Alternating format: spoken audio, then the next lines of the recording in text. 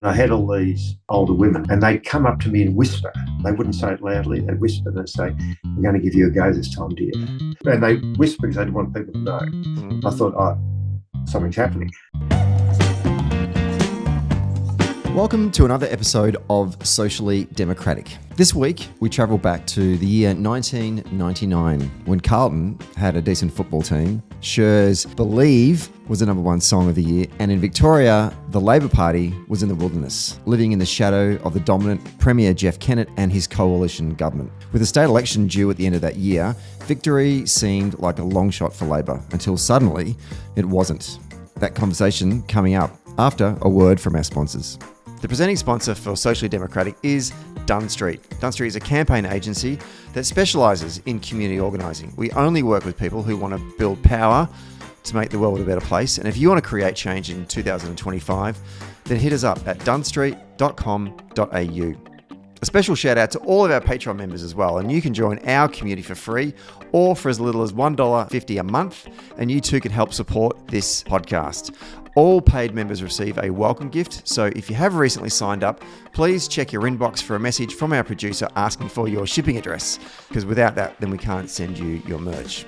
And finally, today's episode is brought to you by Maurice Blackburn Lawyers. Maurice Blackburn has been fighting for workers' rights in Australia for more than 100 years. They believe the law should serve everyone and not just those that can afford it. So for empathetic and expert legal support, call Maurice Blackburn Lawyers today.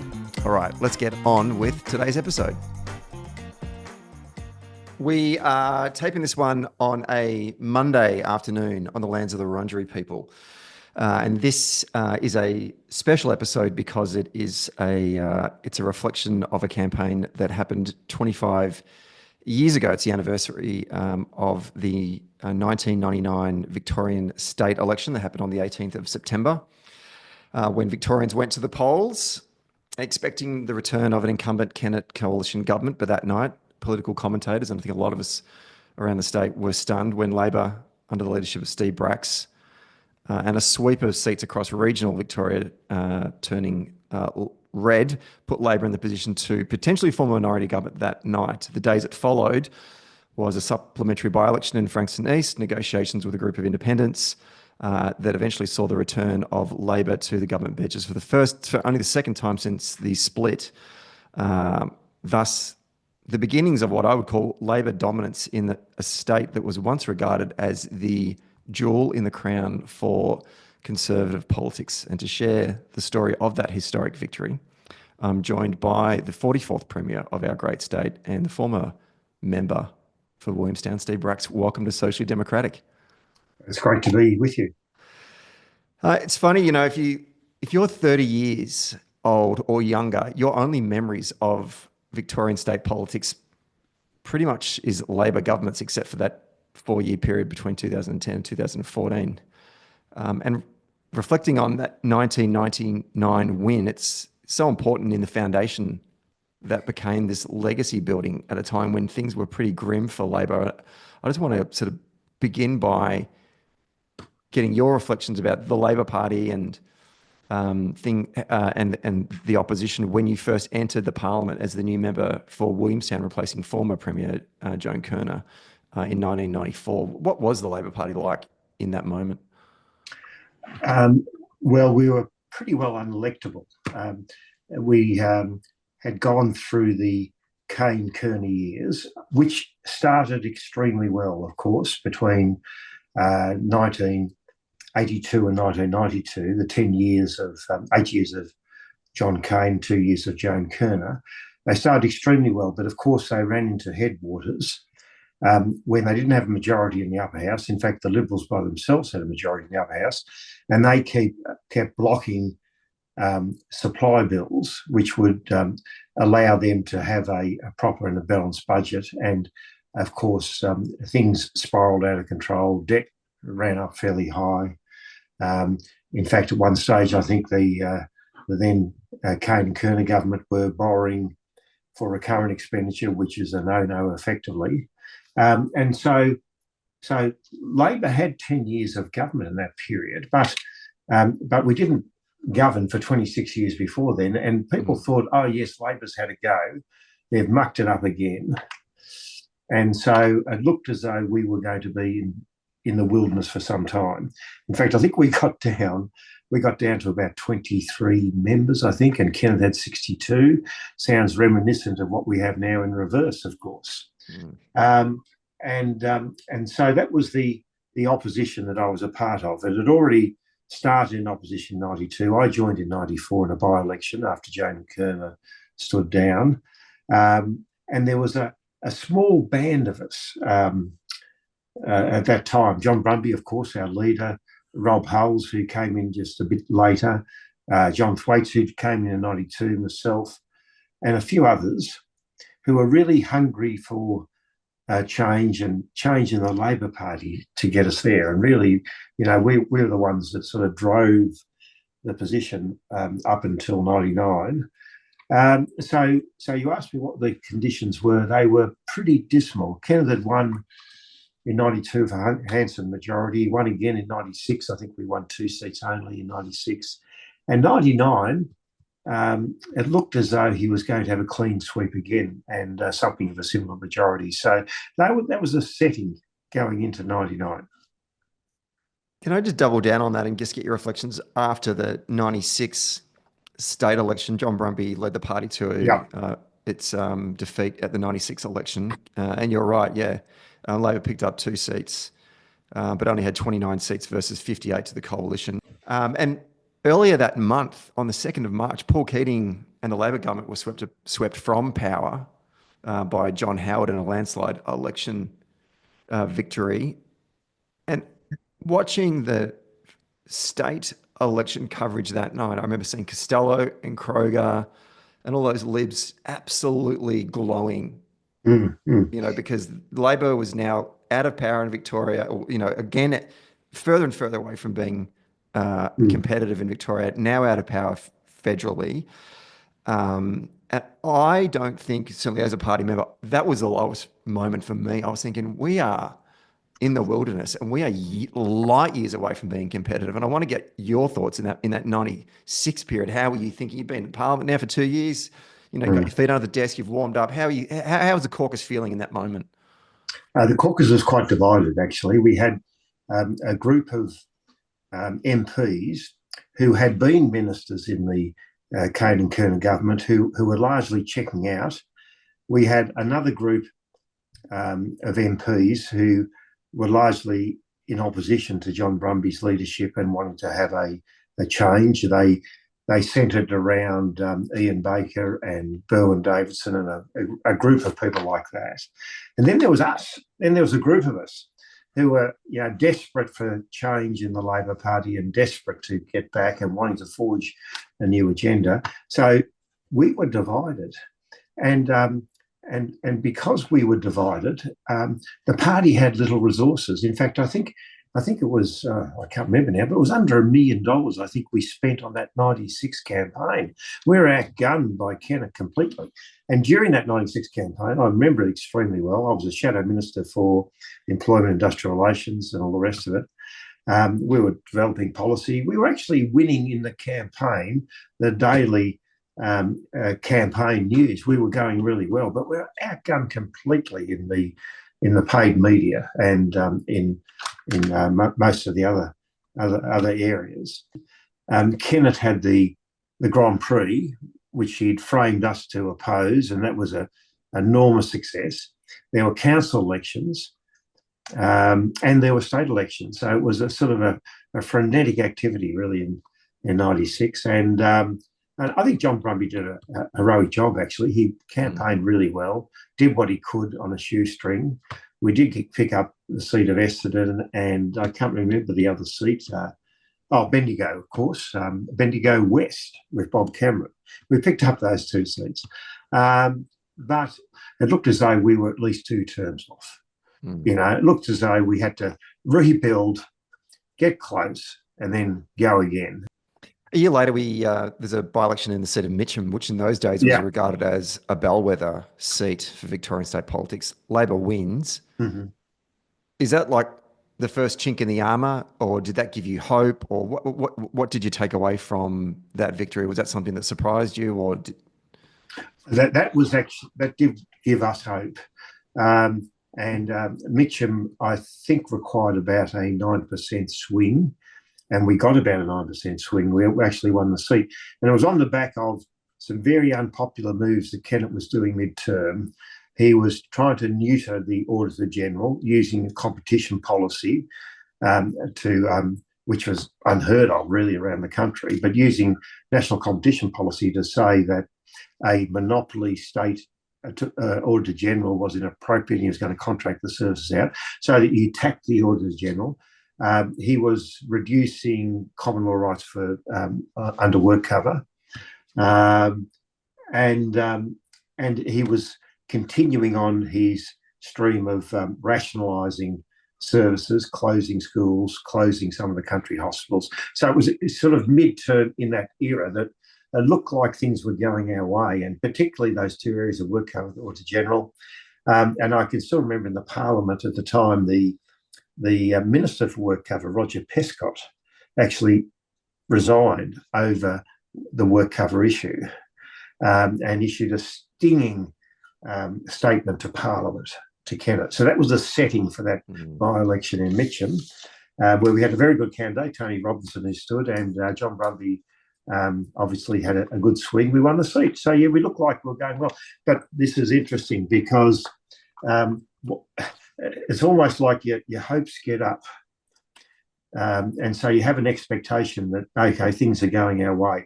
And then all of a sudden, when I say all of a sudden, the next 6 months, the next 12 months, it almost as if it just slipped back completely to what it was in 96.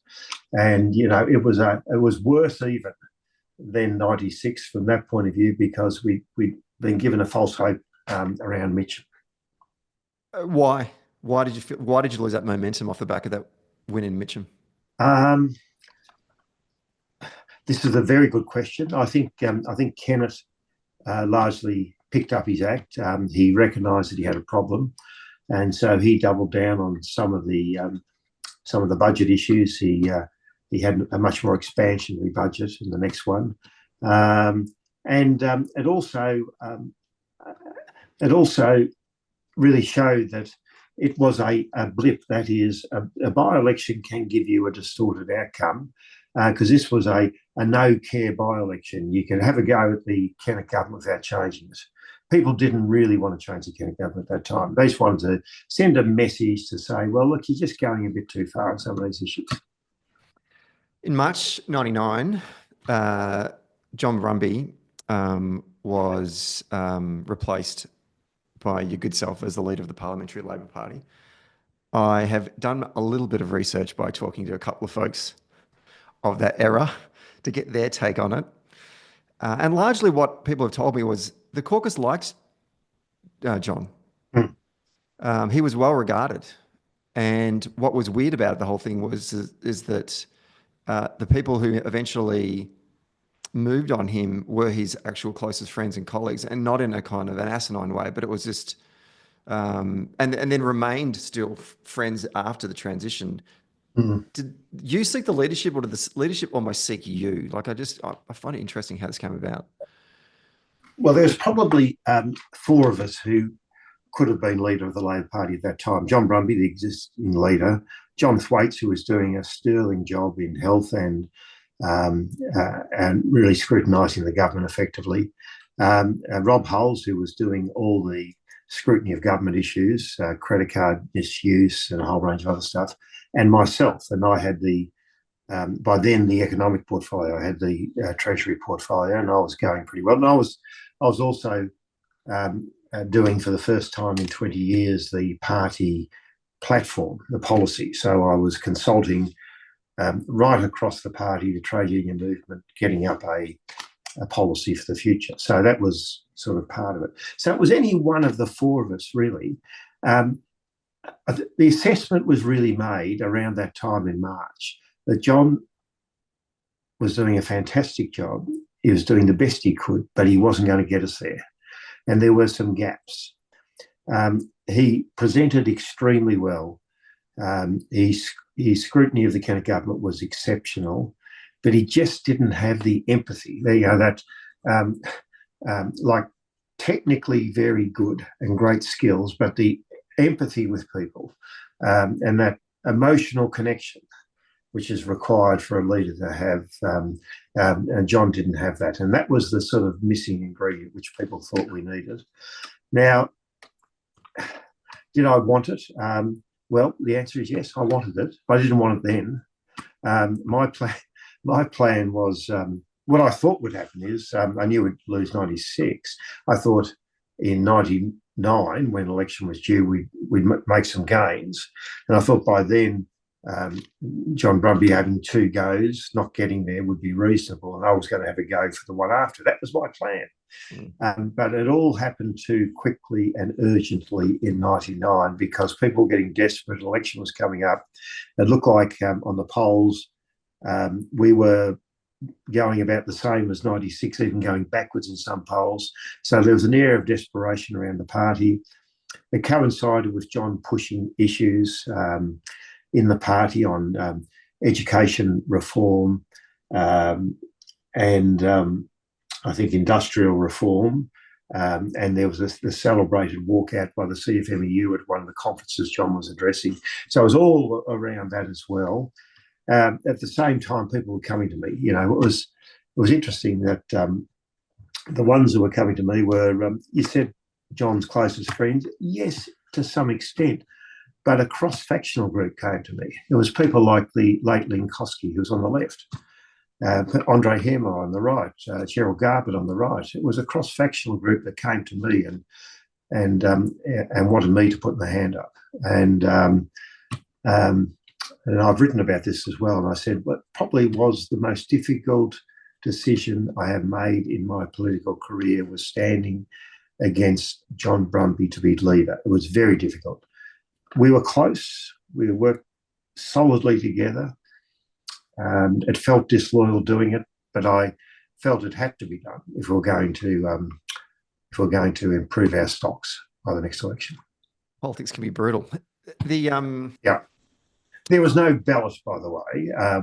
So the party president at the time was Greg Sword, and he always had an arrangement with the leader, John Brumby, that if anything changed, he would go to John and indicate when time was up. And largely when all these MPs came to me and said it should be done, I then went to Greg Sword, and then Greg Sword saw Brumby and Brumby stood down. Well, I was, in 1999, I was NUS state president, and I remember there was a education policy launch for the Labor Party down in Port Melbourne. And afterwards, I think I was waiting to get a cab or something back to Trades Hall to the office, and I saw you, Thwaites, Brumby, and Hulls all sort of pile into the one car. And I was just observing. I couldn't hear what you were saying, but I was just observing your body language. You were like, I won't say teenage boys, but it was a clique. You were all having a bit of a laugh, and I looked at you guys and thought, they're not just work colleagues. There's a camaraderie amongst those four. And I thought to myself, I don't know whether we're going to win or not at the end of this year or whenever the hell this election is going to be, but I feel like that there's a tight knitness about certainly the leadership of our party, and that's a good thing. I mean, you've touched on a little bit about that friendship, but I mean, how important was that comradeship in those years of opposition, particularly those three? Extremely important. As I said, the caucus was divided, but the four of us were united in wanting to get us there. And we built up a bond. We developed the policy together. We all had our particular roles, but it was extremely important, and it was a robust enough friendship that it even survived the leadership change, and that's how strong it was. Yeah. Now there was bruising there, and John was not happy, of course, when I took the leadership, and he refused my offer for him to become shadow treasurer. I had to become shadow treasurer as well, and then treasurer after the next election for 6 months, and then I talked him back into becoming treasurer. So there was a bit of bruising there for a while, but he didn't seek to undermine me. He just got on with it, and it was, within 12 months it was all repaired. What did you do, if anything, different when you took over from John in terms of the leadership. So it's March, April, May, June, July, August, September, October, November. You've got, Yep. you've got a half a year, well, just over a Yep. half a year to get ready. Yep. What did you need to alter things too much, or was it? Yeah, I had a plan to do things differently, and the effective plan was to be where Kennett wasn't, not to just be in the last paragraph of every article that Kennett was pursuing. Um, so my view was we should be doing the things that Kennett wasn't doing: education, health, public safety, the regions. That was my mantra, and they were the things I was doing. The media found it boring. They just wanted colour and movement of me attacking Kennett and commenting on everything he did, which I didn't do. And he would do some outrageous things. I'll give you an example. He was talking to an all-girls school, I think year 12, giving an address, and he talked about the need for population growth in Victoria, and you should do something about it as women, that sort of stuff. Pretty outrageous. Anyway, the media doorstopped me, wanted me to comment. I said, look, I'm not going to comment on that. It's a matter that you can take up with Kennett directly. But what I'm really on about, I went on to education and went on to other things. Now, the media got pretty sick of me doing this, but it eventually resonated because I kept doing it and kept doing it and kept doing it up until the last moment of the campaign in 99, and it worked. Doing the things which I knew people wanted done. And being online on that. So I would intentionally took a different view from Brumby. I would, on occasions that I could, I would actually agree with Kennett. So, for example, on major events, I agree and support it. On some of the economic policy issues, I agree and support what he was doing. And I had behind me in doing that a set of policies which I had developed over a 6-month period in the platform. And that helped enormously, really having a proposition to put to people publicly. It's amazing hearing you talk about that, having a grid that you only want to talk about. Well, now you called a grid, I know. Not talking about your opponent. Yeah. Only talking about things you want to talk about. Wow, where have we subsequently heard about that in more recent Labor leaders in the state? Well, that's true. Well, we didn't have that terminology, but as you say it, yes, it was that grid. Yeah. And look, at times I had to discipline my colleagues. For example, in question time, the frenzy of question time, when you have question time committee and you all discuss what you're going to ask, and I'd have the excitable Rob Hulls telling me, you've got to ask this question about credit card misuse that Brendan Donnelly, who's Channel 7, has said is going to be an issue. And I said, well, no, it's not on our agenda. It's not something we're pursuing. We're going to ask about jobs and job loss. And then after question time, when I ask Kent about it, I'm going to go out and get some pictures in a workplace about that issue as well. And so I had to resist that temptation for the sort of immediate hit that people always wanted and keep on our plan. Love it. So that was different. Absolutely.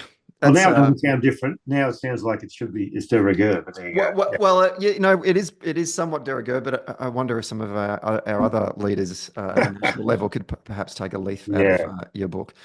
Can we reflect on Kennett and how he was viewed in 1999? Because my memories are a couple of things. One, that they all were those friggin' Victoria pins.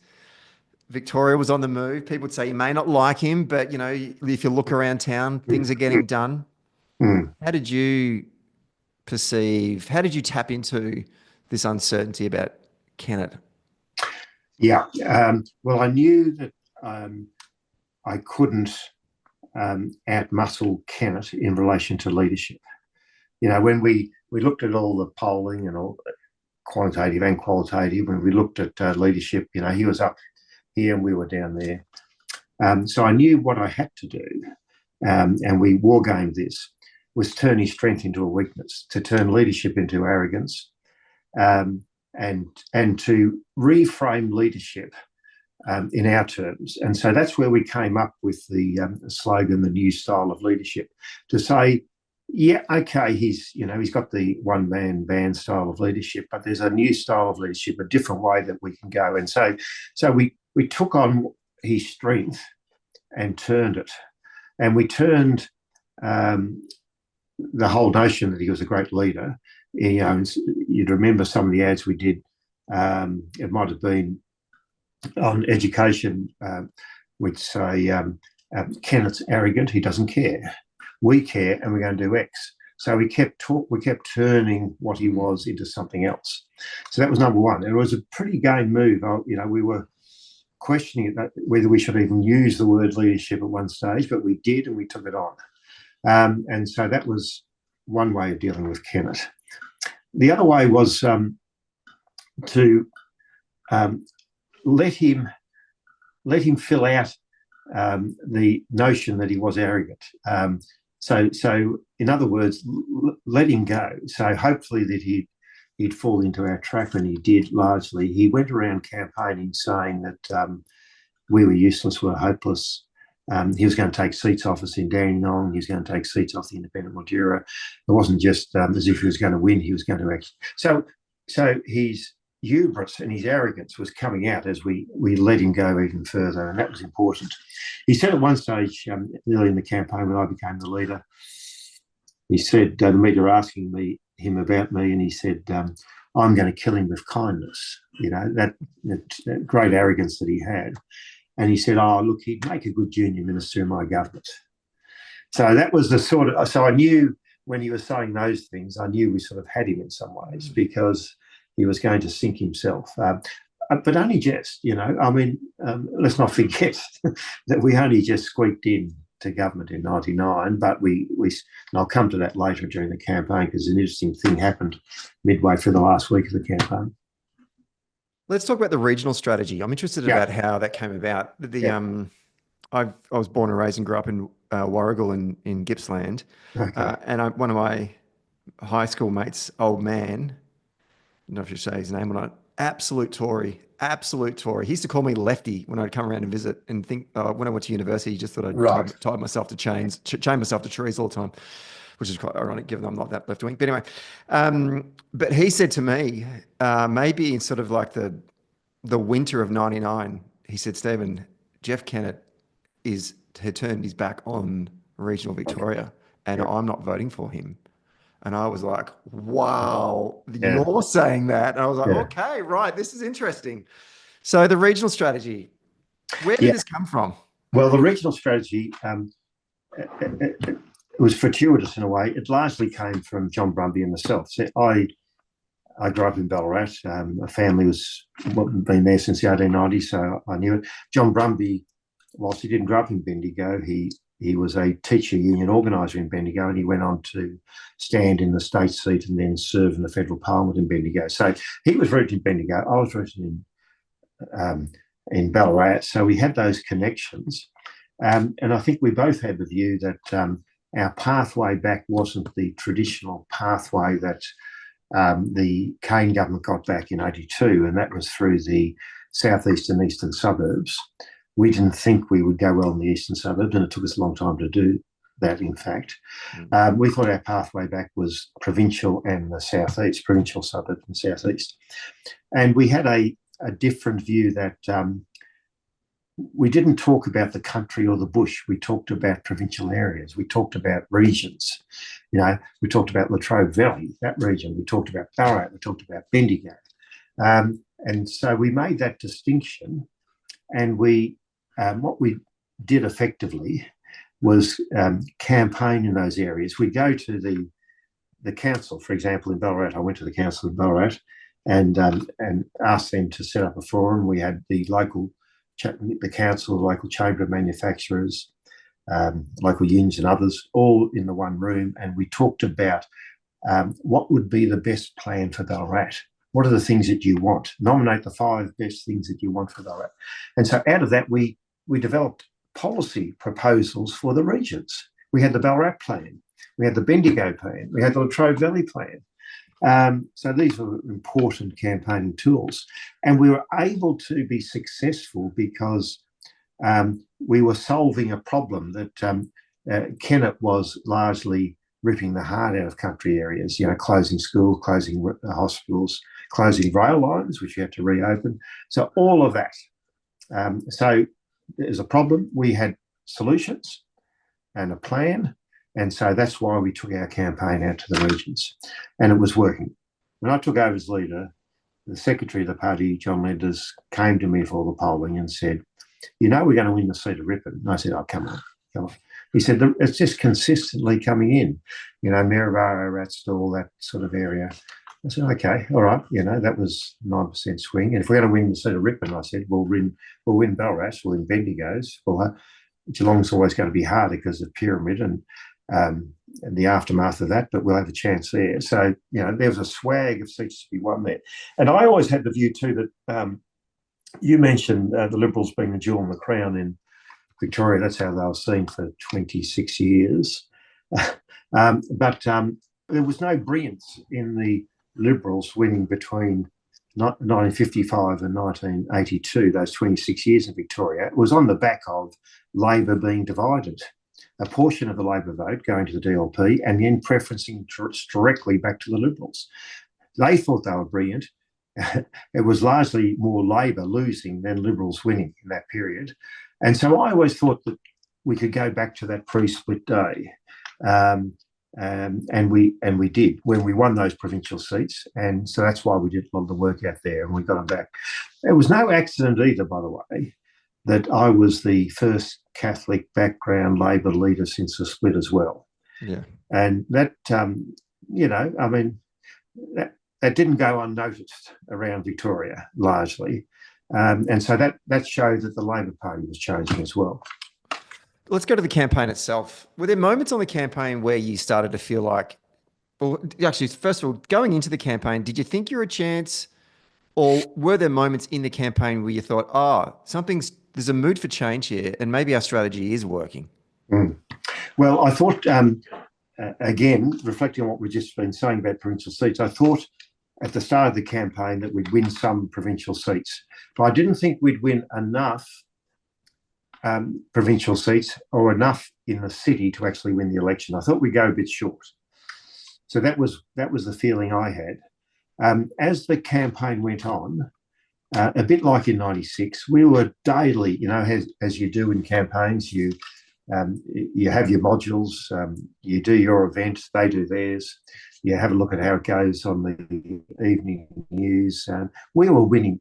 I don't think we lost a day during that campaign. I think we won pretty well every day. That was my feeling, my view. And I thought, this has got to amount to something at least, that we are winning.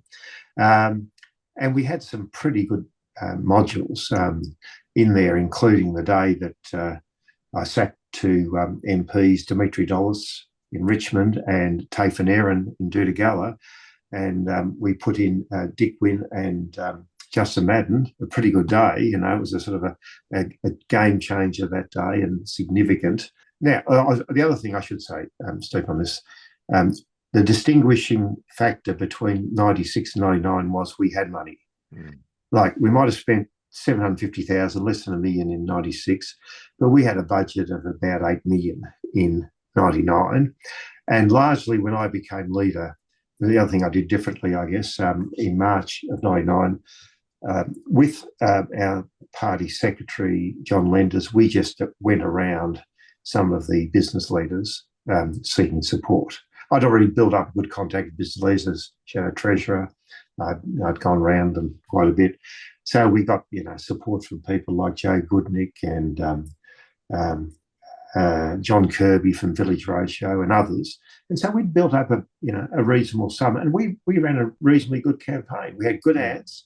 We had pretty hard-hitting ads, the dripping taps in the regions, water flowing, which was the city, the drip, which was coming out, just the country. And Kennett, again, for his arrogance, made the mistake for his paid media of having beautiful sepia blue ads, but totally forgettable. It was almost like it was a promotion for a policy rather than a hard-hitting campaign ad. He had no negatives on us. He used the guilty party ads in obviously in 92 and 96. They're still guilty in 96. He just forgot about it. He was too arrogant in in '99. Didn't matter; he's going to win anyway.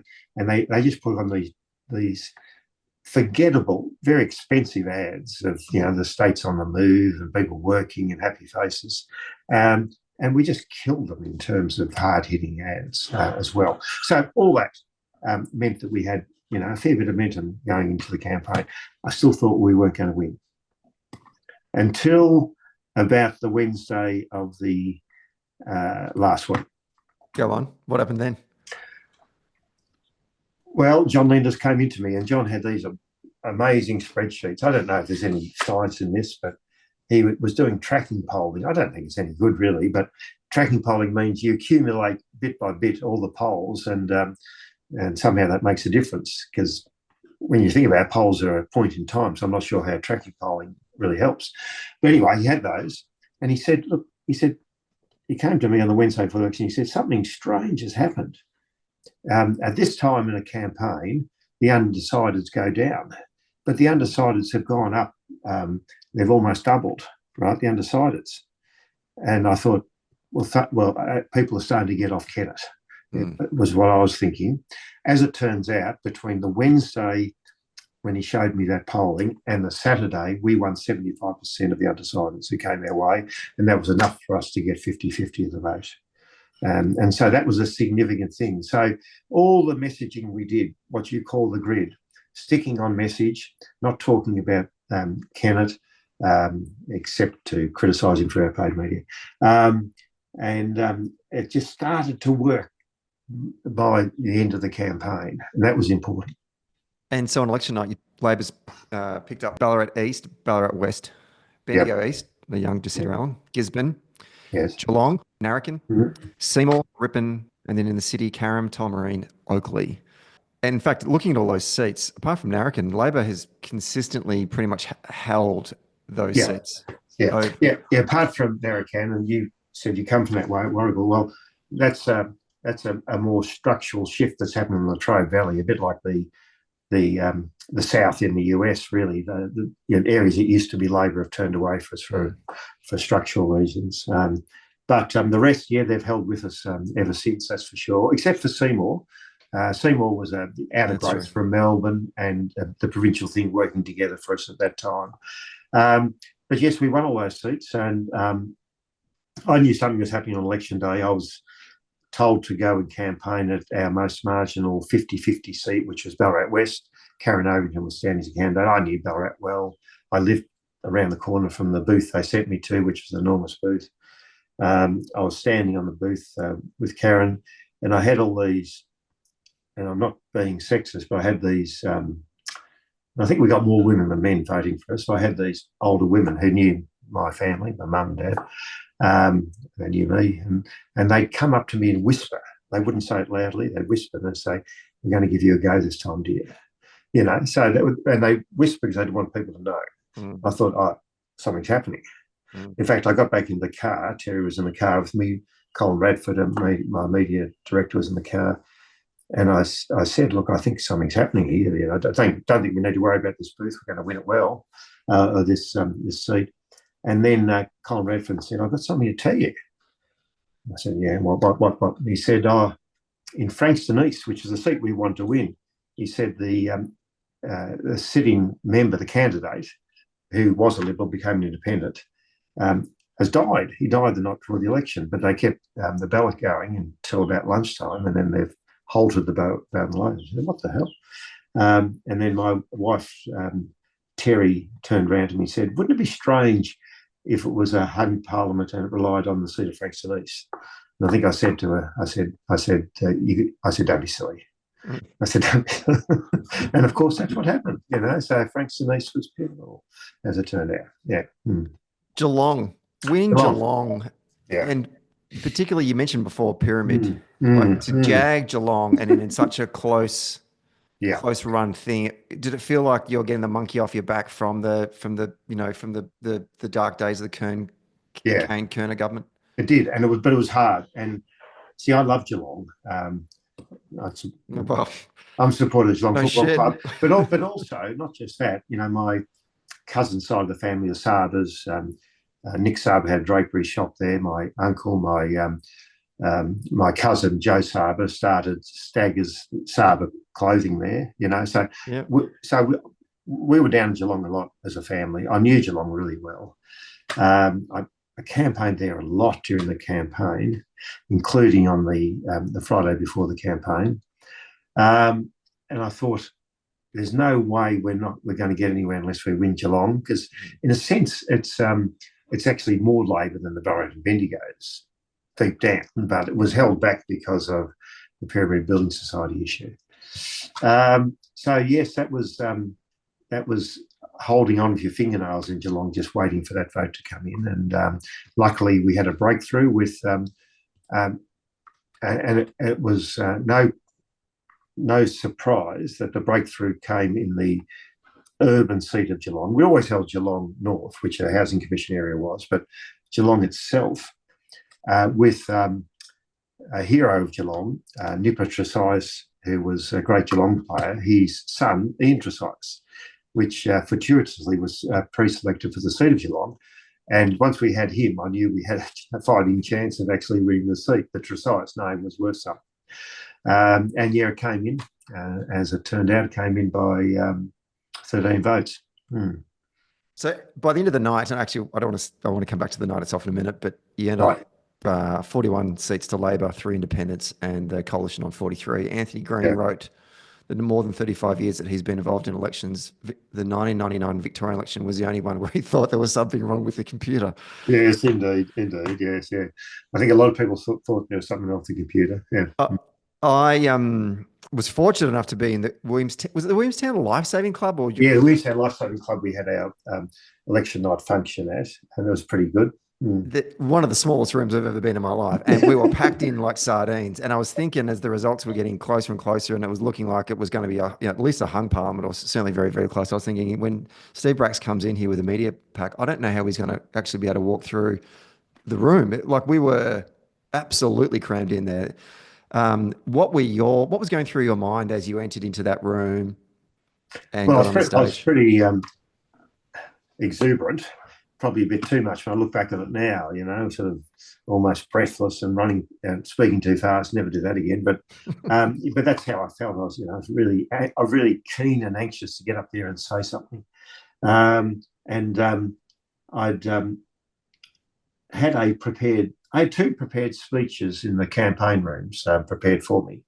One was if we didn't get much of a game, speech was, well, we're still fighting. 2, if we got some game but just missed, well, he's on notice. We had that sort of campaign speech. But I didn't have a third speech for a win or a close win. My speechwriter, Michael Gurr, the late Michael Gurr, who was a great man, he just came into me as the night was going on and the seats were falling, and he hadn't done a speech on what we do if you win. He just gave me 1 page and he wrote on it F-U-C-K. He wrote on it fuck. That was my speech, right? I said, Michael, don't worry, I'll do my speech myself, right? So I can do this one if we get close, or if we look like we're going to win. And that's why I said, this is a victory for decency. This is the end of the one-man band of Victoria. So that was the stuff we wrote. We're going to govern through every town, every region, every blah, blah, blah. Yeah, I felt pretty good, pretty upbeat. I think, I felt like we slayed a dragon. We defied the odds. And my whole life's ambition was there for me. I always wanted Labor to do well in Victoria, ever since I joined the party in 1974, ever since I fought numerous losing campaigns in the seats of Ballarat. I wanted to do well. I eventually wanted to be leader. Here I was, about 4 years ahead of my own schedule, leader of the party, actually about to win. God help us. I could never in my wildest of dreams have expected this to happen, and here it was happening to me. It was pretty amazing. Can I ask you, what's with the, I've always wanted to ask you this question, which is really not about politics in any way, shape or form. Do you see what I see by Hunters and Collectors was your campaign theme song? Yes, it was. Why? There's a couple of reasons. One, the Hunters and Collectors were Labor supporters. And so they gave us the rights to the song. They're That's Labor good. to their back teeth, right? And so they were keen. And two, it just said something about, do you see how bad it is under Kennett? You know, can you see what we see of how bad the whole show is? And I think it's sort of resonated and worked pretty well, actually, as a campaign song. So the euphoria of election night, the next day, there's more work to be done Yeah. because you've got a by-election or a supplementary by-election to happen in set for 16th of October. Yes. Frankston East. There's these three independents. As I said before, 45 is the magic number in the lower house to form a government. You're on 41 and the LNP, the coalition's on 43. And you've got these three independents, Susan Davies and Gippsland West, Russell Savage and Mildura, who are both incumbents. And Craig Ingram is elected to the seat of Gippsland East at that particular election. What's the approach? What talk us through what you started to do there? And what kind of relationships did you have with the incumbent MPs and also then reaching out to Craig? We had excellent relationships, all of us, and I did personally as well, with the incumbent MP, Susan Davies. And I campaigned for Susan heavily in '96. In fact, it's on the record. Kennett was criticising me in '96 for campaigning for Susan Davies. Here I am. He was trying to paint out that I was opposed to John Brumby because I was campaigning for Susan Davies out of the limelight, sort of thing. So I had a strong relationship with her, very strong relationship with Russell Savage. He was a conservative ex-police sergeant from Mildura. He hated the National Party. He was treated extremely badly by Kennett and the National Party. In Parliament, they used to ridicule him, they'd abuse him. We befriended him, myself, Bob Cameron and Peter Batchelor in particular. We became friends of his. So we had a good relationship with Savage and with Davies. And Craig Ingram, we in a unusual coincidence, one of the policies that I developed was to improve the flow of the Snowy River to return the flow to 26%. So I did that after consulting, even before I knew about Craig Ingram. So it was in our policy. Fortuitously, that Craig Ingram was standing on that very issue in a seat in Gippsland, and he was again someone who was opposed to the National Party, whilst his uncle, I think, was Nixon, who was National Party. But we had an organiser down there, Bill Belitho, the late Bill Belitho, who was helping organise really his campaign and our Labor preferences. I can't remember who our Labor candidate was, but the job of the Labor candidate there was to give preferences to Craig Ingram. So we'd had this underground campaign to try and get Craig up. He was our most likely third one. The other one, the fourth one we thought we might get up was Carl Dietrich, who's an independent up north. He didn't quite get there. He got close. He was a teacher. So we got three of them. Three of them got up. So we had good relationship with all of them. The one we thought was the hardest one to get across would have been Craig Ingram, because he would have been shunned in his own community if he was going to support Labor. So working on him from the day after the election was pretty important. We then helped them with developing their Charter of Independence, which they developed. And largely the Charter of Independence had all the things in it which we had in our policy: restoring the powers of the Auditor General, in our budget having a regional budget as well, so what you would do in country Victoria, reform of the Parliament to get rid of the undemocratic 8 years in the upper house and bring in proportional representation. All those things we had in our policy anyway. And so it was easy for us to agree to it. We did. Kennett couldn't agree to it, particularly parliamentary reform. He stumbled on that. Do you think Kennett, after election night, was resigned to the fact that he thought he wasn't going to be able to cut a deal with the independents? Yes, I did. Yeah, I did. And I thought he was resigned to losing. He was pretty depressed. I know that from people around him. He was off his game. He was saying stupid things. He didn't really campaign that well in that period in the supplementary by-elections in Frankston East. He didn't campaign well at all. That's when he made his slip up talking about the country as the toenails of Victoria. He did a lot of those sort of things, which we leaped on, because I think they knew from their polling, we knew from our polling, that we were going to win Frankston East. We looked at the upper house vote in that seat and we're going to win it by about 3 or 4%. We ended up winning by 6%. Right? So once that came in as the 42nd seat, then it's all about the independents. And if you get them, you win. So, and you do, you get a 7% swing to Matt Viney's elected as a new Labor member for Frankston East. Then what happens? And then we still hadn't won because we were still waiting on the seat of Geelong. Russell and Susan had agreed that if we won Frankston East, then we win. Then we finally got, in a separate meeting that we had with Craig Ingram, John and I got Craig, and this has been told before, but so Craig was due to negotiate with us and go and see Kennett, and then I was doing a pitch to Craig, and then he said before I could finish my pitch, he said, "I'm going to go a few blokes." And I said, "What?" He said, "I'm going to go a few blokes." And this is the response of someone who is a lawyer, John Thwaites, and my response, who is quite different. I immediately went up and shook his hand. I said, "You won't regret this." And John said, "Could you wait there while I get a document for you to sign?" Thank God. I thought that's right, yeah. And John was right. And so he said, yeah, I'll sign the Independence Charter. I'll sign the agreement for supply. And so he signed it.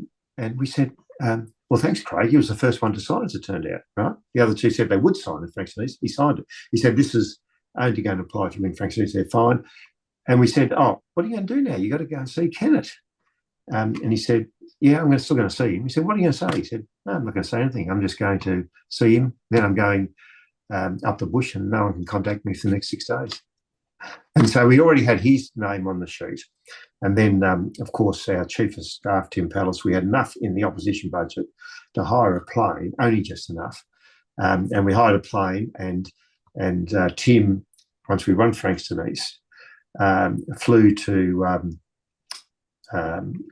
Gippsland to Wonthaggi and got Susan's signature. Then he flew to Mildura, and on the back of a local party president's ute who was out there to meet him, and Russell Savage, he signed it too, and then he flew back into Melbourne with the 3 signatures to us. But there was still Geelong, and Geelong still had some outstanding votes. There was a number of votes to go, 20 votes to go, I think. It was about 50-50, and John Thwaites and I were looking at that and we thought, we're buggered, 20 overseas votes, we're going to lose. As it turned out, we got the majority of those 20 votes. As I've said before, as it turns out, the election was held during the school holidays, and these were teachers overseas, apparently. And so we won by 13 votes in the seat of Geelong. And then we formed government.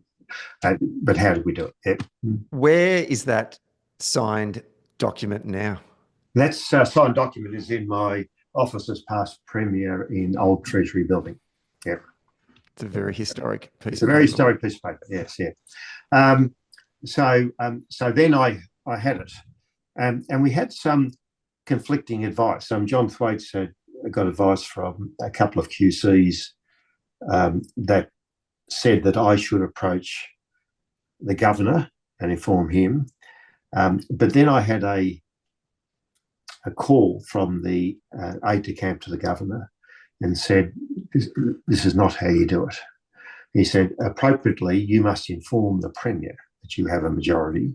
The Premier is the caretaker Premier, and then he's obliged, therefore, to let the governor know, and then he'll resign, or it'll be tested in Parliament. So I did that. That was the right course of action.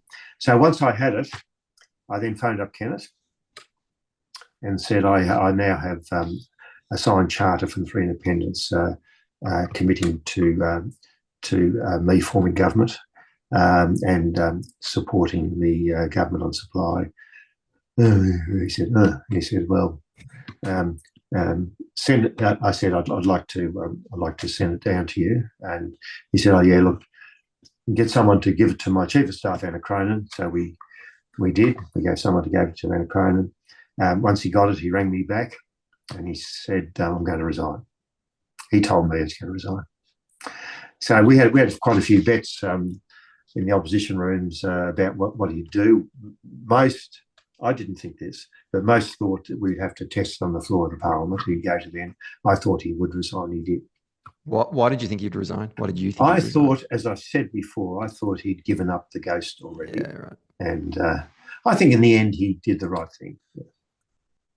Compare this election victory to your one in 2002, 2006, maybe even like for the Andrews ones in 2014, 18, 22. I think I'm just bragging about how many election victories we've had in Victoria. But think of it through the lens of a footy fan and past Geelong premierships, right?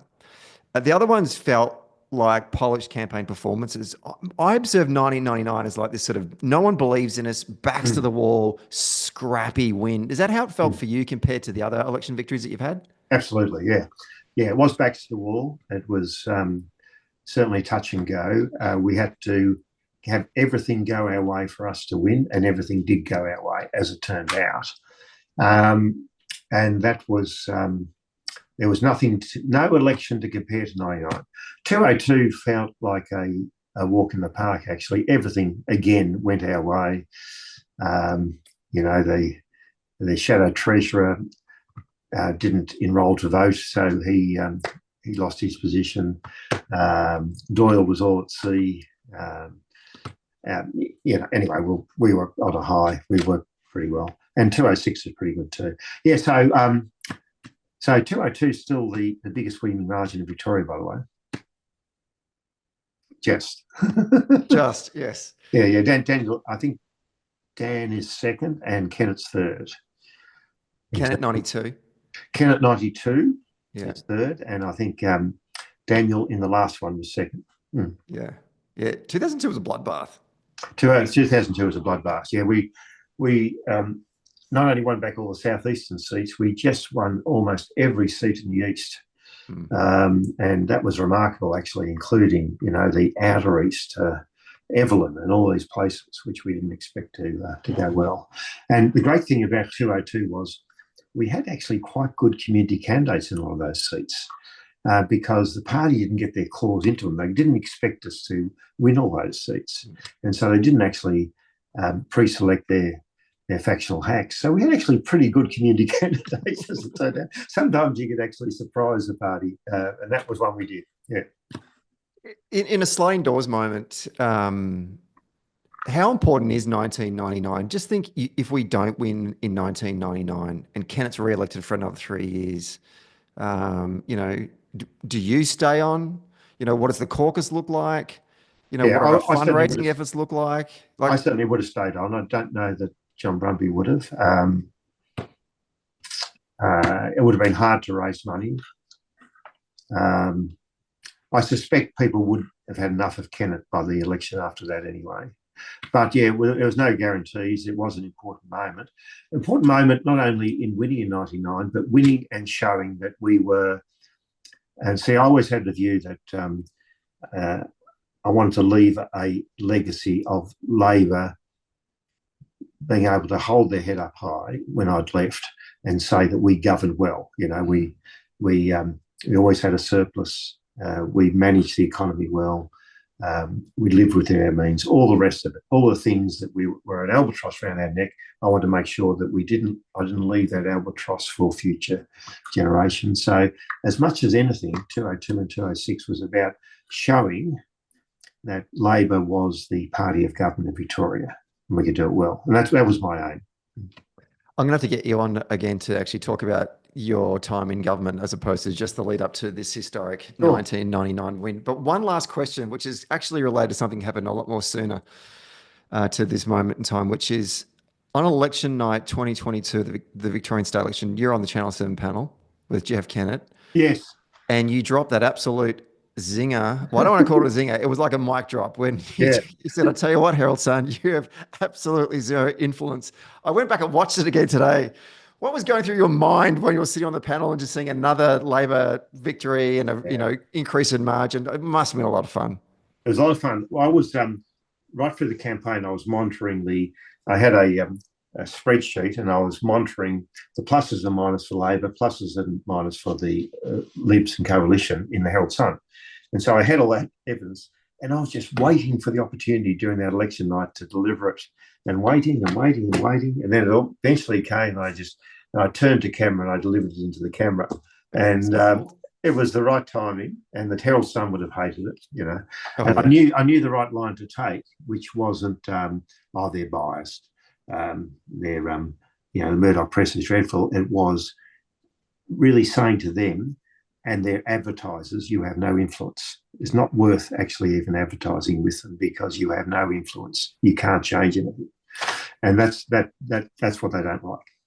It was an icing on a cake that was a wonderful cake that night. It was a good cake, yeah. Steve Bracks, thank you so much for coming on the show today and going down memory lane. This has been incredibly enjoyable. I love talking about election victories, obviously, as opposed to election defeats. Yes. But for a lot of people my generation, that was a seminal moment for Victorian Labor. And it built the foundations for what has become a political dynasty. And that's down to the work of you and a whole bunch of other people that worked really hard. So you should be super proud, and appreciate you sharing that story with us today. Thank you very much. And thank you for the opportunity. I appreciate it. Thanks for listening to this episode of Socially Democratic. Like the podcast? Hit the follow or subscribe button, and be sure to leave a review on Apple Podcast or Podchaser, and get all the latest updates on Socially Democratic by following us on YouTube, Facebook, Instagram, Twitter, Blue Sky, and LinkedIn. See you next Friday.